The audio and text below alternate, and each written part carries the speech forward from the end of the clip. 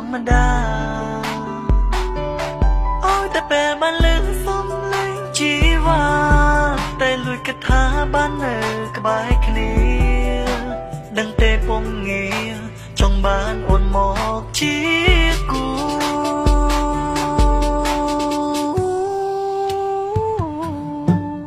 ពាក្យសំដីនិងកាយវិការធ្វើឲ្យបងលងស្នេហ៍នឹកមាសមេនឹកអាឡាយនឹកអូនស្ទើរគ្រប់ពេលចង់នៅក្បែរ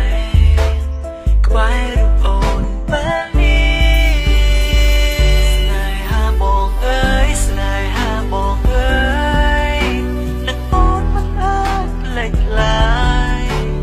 គ្រប់គ្រាន់ហើយឲ្យតែមានប្រលឹងទោះបីពេលខ្លាំងរូបអូនក្បាលរឹងអូនពូកែខាងខឹង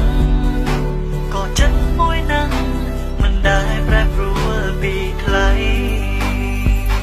ស្នេហាបងអើយស្នេហាបងអើយ